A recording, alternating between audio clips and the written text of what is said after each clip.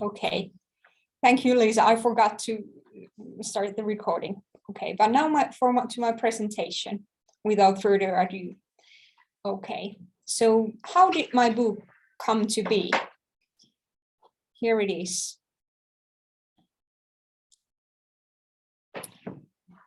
The name of the book is I Signed, Therefore I Am. And where did the idea for that come from? It links to my personal history. As I was born, I was born here in Finland in a rather small town. I was the only child, and both of my parents, they were hearing. This happened some 40 years ago, and at the time there wasn't that much knowledge about the sign language or deaf culture and deaf community. And this is the situation all over the globe. About 90 to 95% of deaf children are born into hearing parents.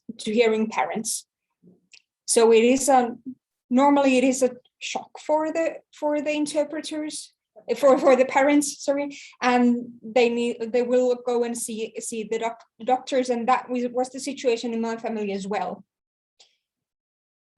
My family received support after I was being diagnosed as deaf, and it was and they were taught this so-called Finnish sign language, or actually more like sign supported speech, not proper Finnish sign language. I was the only deaf person, and in my family they were lacking information about this thing and how to communicate in sign language. But as things went along and I grew up, I started preschool or kindergarten, and there I was the only deaf child there as well. I remember have some memories of that time. I remember that there was a lot of communication breakdown taking place, and I think I remember that even though the workers were, as is the custom in Finnish culture, very kind of non-gestural, not much mimics going on, and so I wasn't able to understand that well. But I observed my surroundings carefully, and their facial expressions, and tried to that way find out what I was doing wrong or if I was doing something right. And that was how the communication took place. But what can describe this phase of my life is a lot of communication breakdowns. Later at the age of 5, I started school. My family thought where I should go to school. I was very relieved that the school I went to was very close to my home, only a few kilometers away. It was a deaf school. It wasn't only for deaf, but there were deaf students, hard of hearing students, also hearing students who had linguistic challenges. And we were all together in the same class, so quite a mix of us there. And that was the first time I saw that there were many deaf people there, and it had a strong impact on me. Some of them were signings, some of their families were deaf and they were fluent signers. Others were from near town cities and might have gone to a kindergarten with the signing teachers or nannies.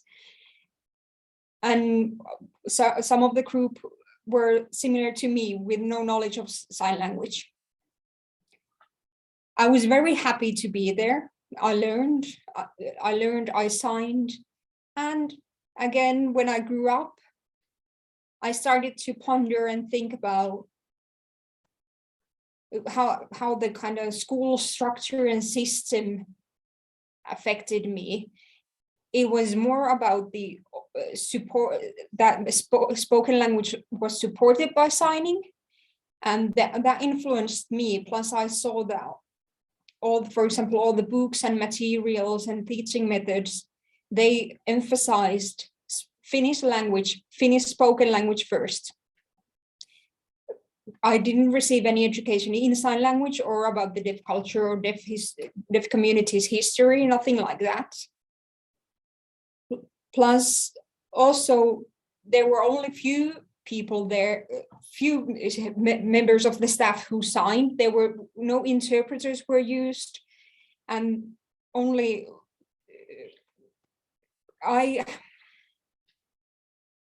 there were only one or two people who were signing in the staff. So And the stuff was changing. and that there was a lot of changes in the staff, I ended up teaching. and I ended up teaching sign language to them. This had an impact on me because I was thinking about sign language, about being deaf, and whether sign language was important for me. Also, previously when I went to doctors' scannings and research, or I went to see doctors, and we had yearly checkups with my hearing. You know, the audiogram that is being done. And their doctors told to my family that my voice was excellent, and I could, and it was a very beautiful voice that I had. And this influenced me in a way that I decided to opt for speaking, and I deserted sign language and put spoken language first. I wasn't bilingual. I changed into monolingual person at that point. And my family, especially my mother, had wanted to support the use of sign language, but the doctors were of a different opinion. And also the school system, as I described before, it influenced me in a way that I thought at the age of 10 or so, I decided to switch only to monolingual spoken language user. I was a good student. I socialized with my peers, those who were hard of hearing or hearing. And in my neighborhood at that time, I had many hearing friends. I was happy with my life.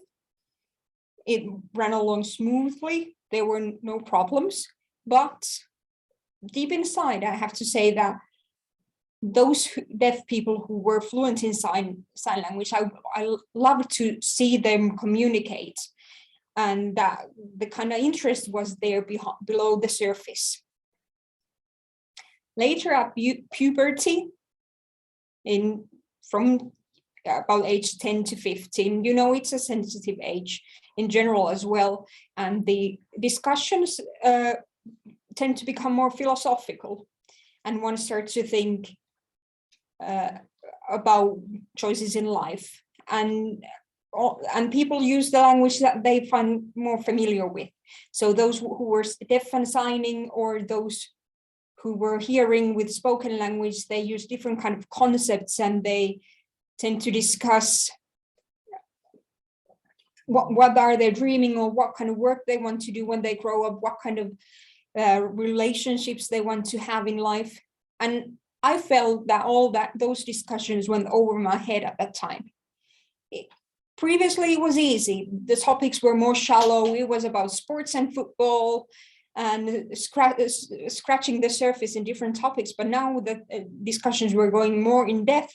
So I was a bit shocked and overwhelmed of the kind of how others could express themselves, whether they were in the deaf world or in the hearing world. I felt I didn't belong to either one. So I was in between the two worlds.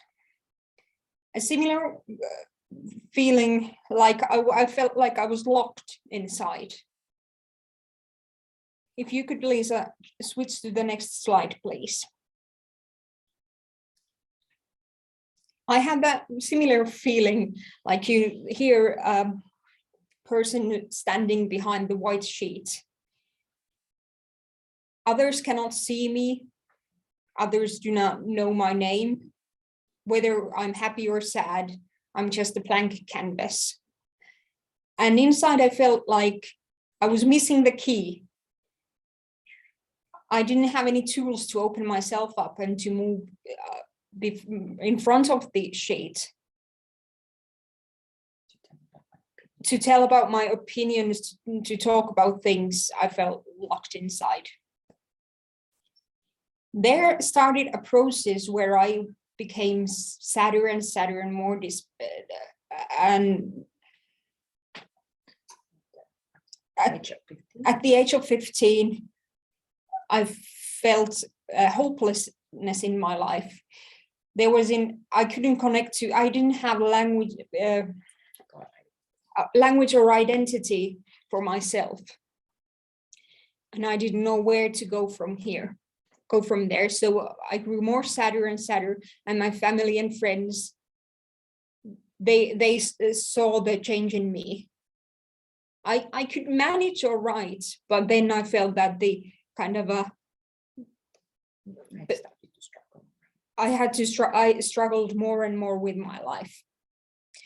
I finished school, and then I started to think where to go from there. I went to high school, and for that I moved to a bigger city with more deaf people around me. I can say that I found deaf role models that way. I saw people signing. I saw strong deaf individuals who knew where they were going. And for example, in the high school that I studied in, there were 6 interpreters there. And these kind of influenced me and made me question and ponder about things. What is the deaf world? What is deaf sports, deaf association, deaf camps, the different kind of deaf events doing with sports or arts? I took part in those. That was the first step where I started to feel interest towards the world, towards that world, but I was a bit ashamed and still about that. But in my 20s, and onwards from there, I became more confident. And you can see on the screen there that I've moved in front of the white sheet. I didn't feel as broken as I had before inside. And maybe at the age of 25 or along those lines, I started to study University of Jyväskylä. So I was 25 years old when it was the first time when I sit on a classroom studying about the structure of Finnish Sign Language and the grammar of it. And about I learned about deaf culture and deaf community and deaf history. And those were new experiences for me. I hadn't had them any time before in my life. And that had a strong impact on me. And at that time, I also went to Deaf Olympics for the first time. And there I felt proud to be deaf.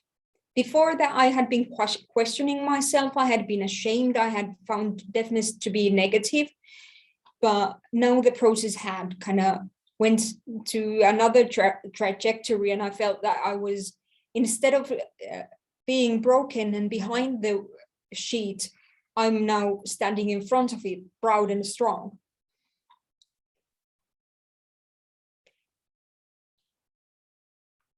I feel that there have been different kind of traumatizing experiences in my life. And those traumas, they were easing out through for the photography, through art, and through writing this book.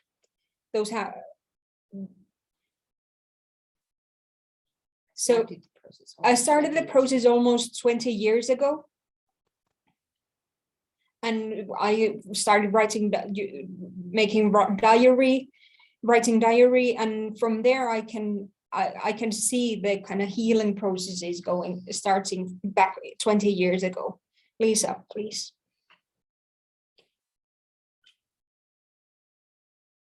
Okay, so there has been a team working on this. I haven't been alone. The book was written in Finnish, and it was published 4 years ago, so 2017. There were 4 people working there. Myself, I was the author, telling about my life from birth to this day, and how I struggled with my identity, and how I finally found my way as a deaf person. Then the other author is my mother, Siskomargit. Siskomargit Syväoja, you can see her picture on the slide. She has worked as a doctor in psychology, and she has looked at my growth. And in the book, there are inserts of her perspectives and views on my life. Also, I worked with Jussi Rintahoiska, who is a professional photographer, deaf photographer and artist. And we discussed about the book project, and we decided that instead of just having plain text, we will have also photographs in there. And Jussi has taken photographs of me and those are included in the book. And as you read the book, you will see that the old saying, a picture is worth 1,000 words, to be true. I want to thank Jussi for the kind of retrospective photographing process that we took together. And then 4th person is Tiina Särkkä. She's also a deaf person who has been in charge of the layout of the book, so incorporating the text and the photos. So in the first with the Finnish book, there were 4 people working on it, and as I kind of grew on the opinion that I want to translate my book as well, 2 other people came to work with us. So Eva Malkki has translated the book from Finnish to English, and she has been responsible for that process. And then Gavin Lilly, who is a deaf person born and raised in the UK, and who has commented on the English translation and given feedback on that. So for this stage of the process, there are 6 people in our team. So very, very warm thank you to all of you. Without you, this book would never have been published. And Lisa, if you could change the slide.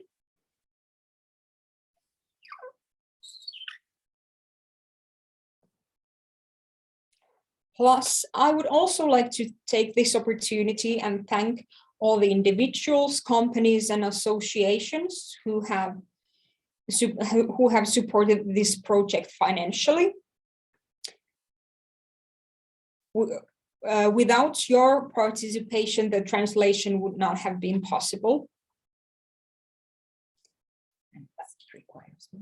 The translation process requires money, and I have been lucky enough to receive support from you. You can see the names on the slide there. To all of you, heartfelt thank you for your support.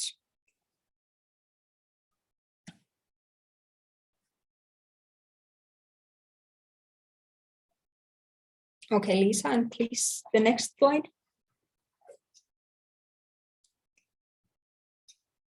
At this occasion, I have the pleasure to publish also my new web page. You can find information and about the book and how to order it from the web page. And on the bottom there, you can see 2 logos. One is the Bavalius Foundation, who has supported me to build the web page. And also I want to thank Mediapalo and Mikko Palo in there for filming and editing and composing the web page. Thanks to Mediapalo and Mikko, and also Bavalius Foundation. And then we would take a quick look at the website.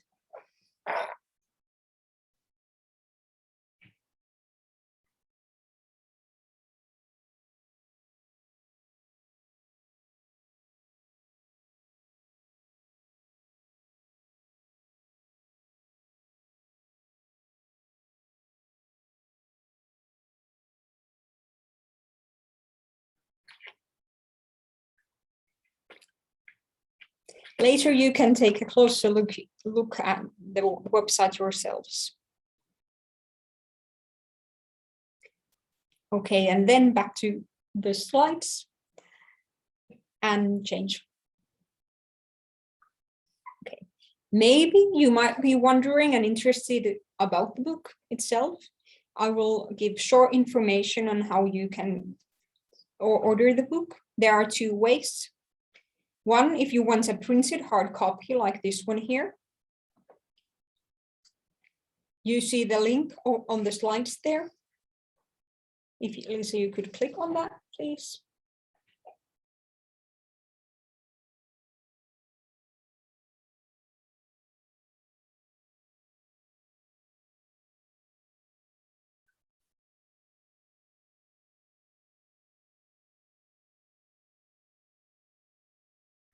Yeah, and go back to the slides.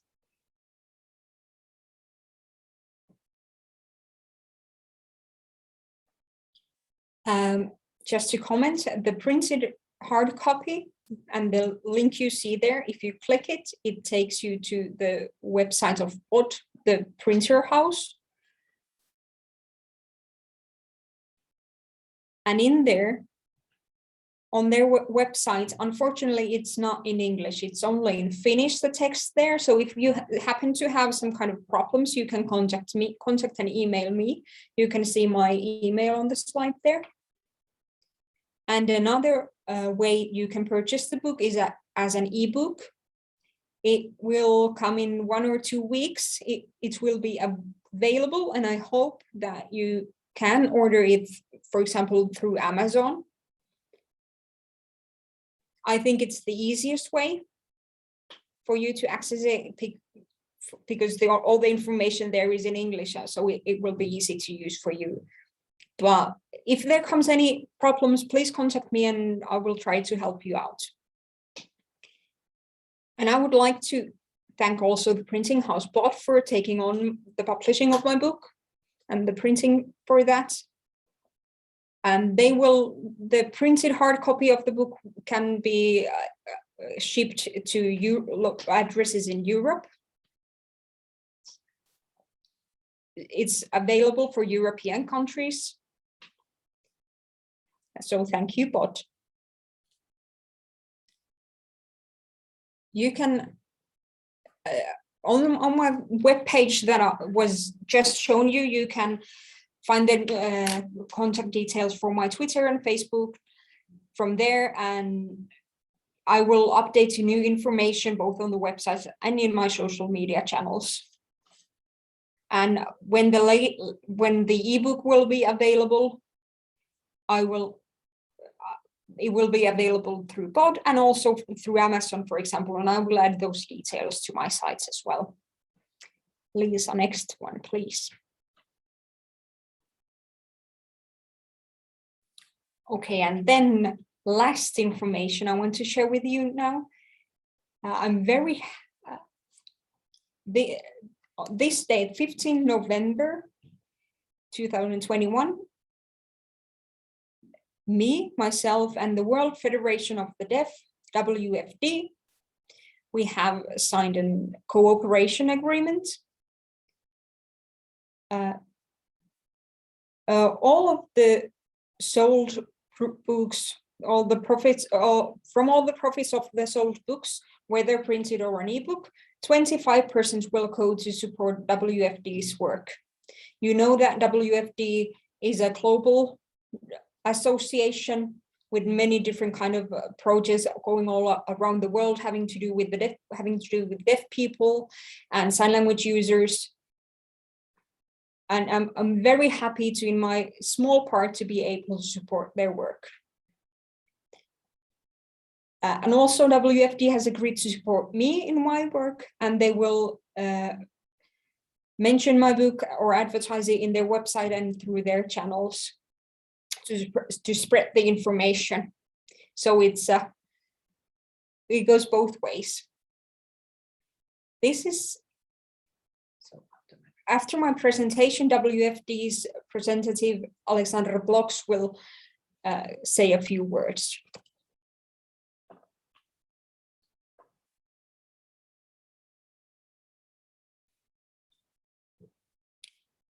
What I want to say lastly in my presentation is that the whole project that involving the book has been a very big project. It started in 2002 with the finished book, and it took me 15 years to publish it in 2017.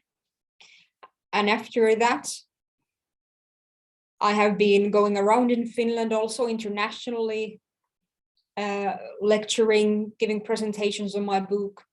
I've visited many different schools. I've spoken and met many different families, doctors, people, universities, conferences.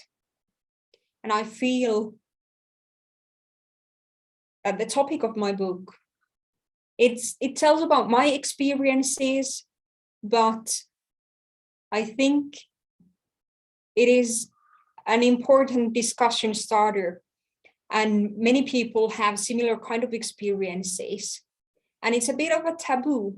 People are not used to speaking about these kinds of things. So, and they might feel that they are locked inside, as I said, without a key. And this process has made me able to open up myself. And I want to encourage discussion around the themes. And it's not only the deaf people, it's also hard of hearing people with cochlear implants, deaf blind people, also hearing codas who do not have sign language in their life.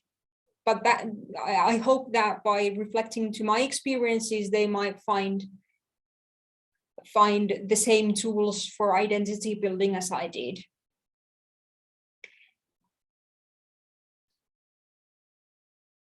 And they can find their way in life and who they are. So that is the aim and the goal of this book. I hope that the English translation of the book will spread around the world as well. Do not just leave it on your shelf, dust it off every now and then, and share what's in there with your friends and family. And I want to thank everyone, my wife, my dog, my parents, my friends, relatives who have been involved in my life and taken part in the discussions that have made me to stand here strong and tall and to move behind the white sheet to the front. I feel like I've become like a free bird. Before I was just sitting on the branch of a tree, but now I can fly and soar wherever I want. So very many thanks to you all.